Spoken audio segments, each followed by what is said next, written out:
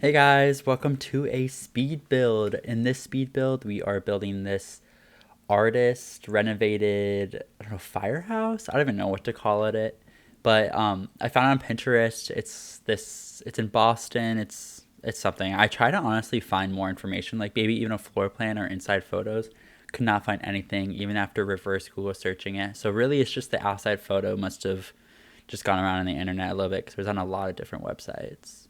So this build is very boxy. It's literally just one box straight from the back, and I try to make it as interesting as possible, but there's really only so much you can do with a box that it's a shape of a barn at the end of the day.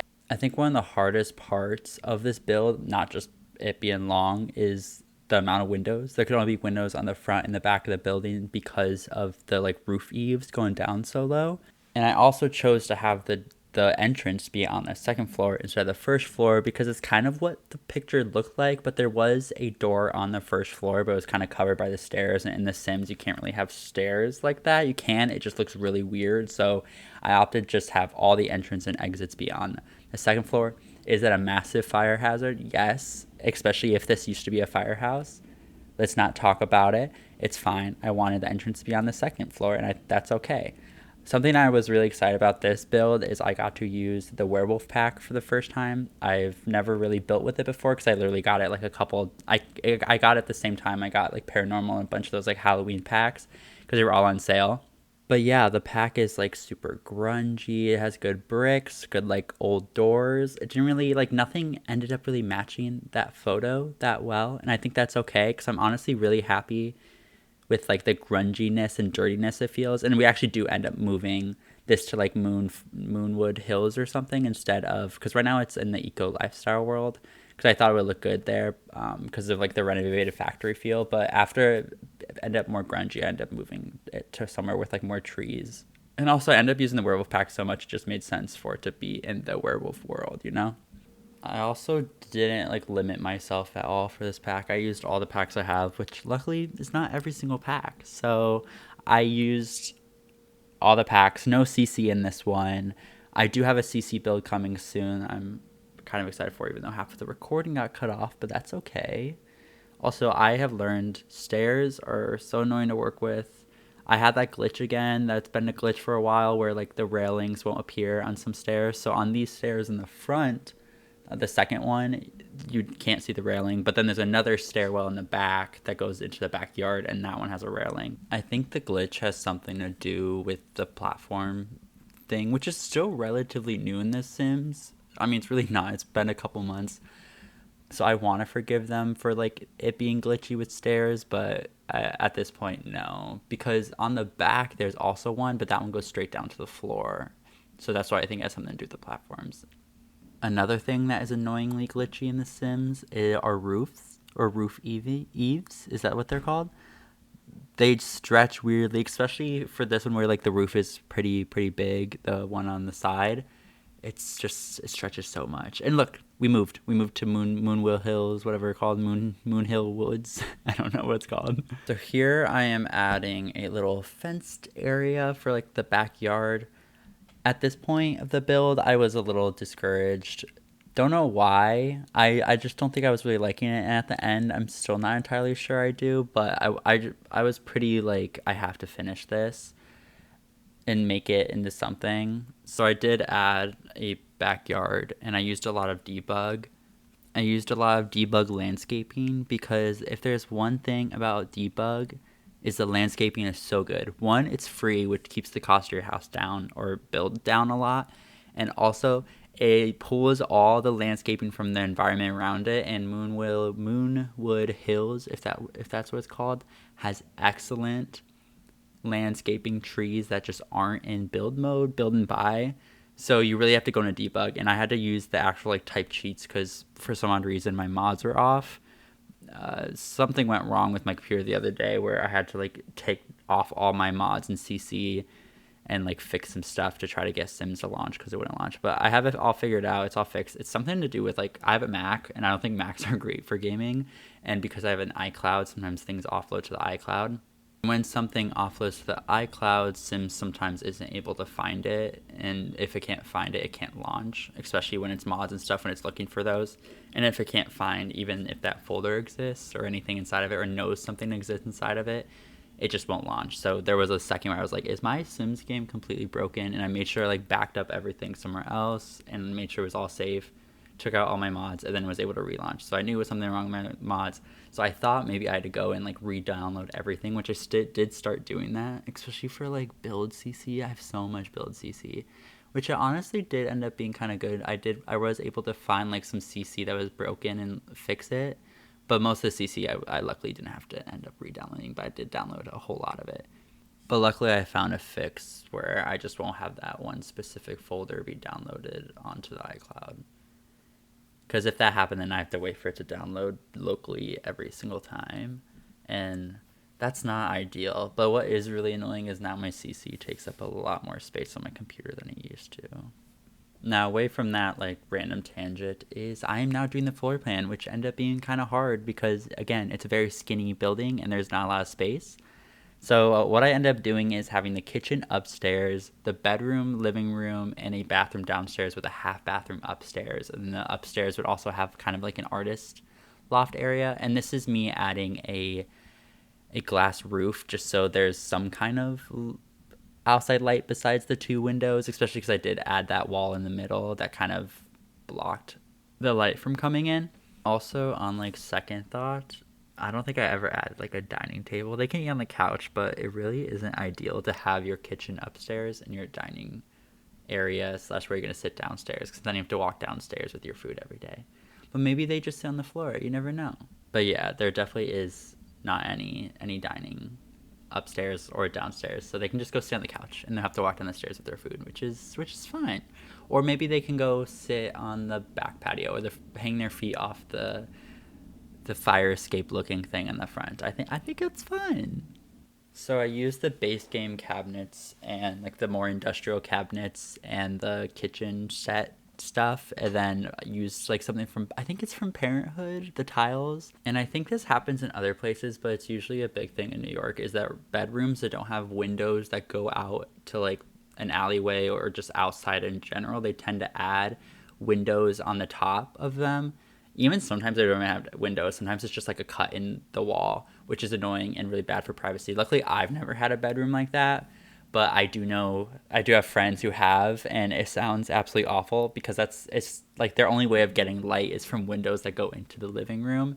And it's simply because of like there's a law or something that no bedroom is allowed to have no windows, or it's not classified as a bedroom, or they're not allowed to rent it as a bedroom. So to fight back on that, they add those like windows that go into like the living space. And half the time when you live in New York, especially if you live in Manhattan, which I don't live in Manhattan, so not an issue for me, but especially if you live in Manhattan, half the time your window in your living space is going into like a small dark alleyway. When I used to live in Manhattan, I used to live in the financial district during COVID, and I looked into an alleyway, never got sunlight in my room ever, but I had these massive, not massive windows, but they were pretty big windows but they just looked into like a wall.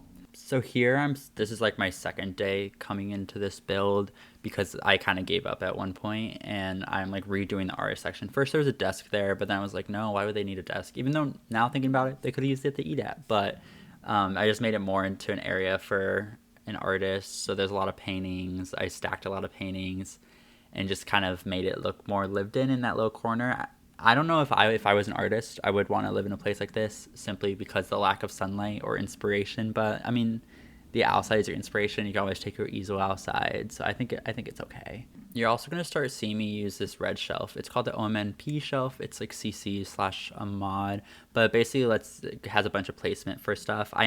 You can actually like click on it and there's a swatch that makes it vanish and it doesn't get in the way of anything, but I end up taking it away and kind of just balancing this stuff, because I want you to be able to use that counter, and if you have stuff on a counter, sometimes it doesn't let you use it. So by having it technically hover on it and not be locked to it, it doesn't get in the way of you being able to use the counter.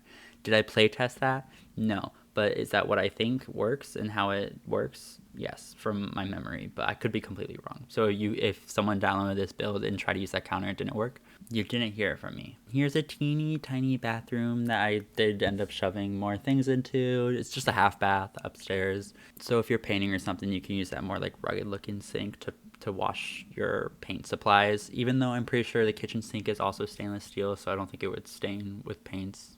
And now we're moving on to the backyard, which you can see I pre-placed a whole bunch of debug plants from the area. I shrunk a lot of them down because a lot of the trees and stuff in debug are way too big.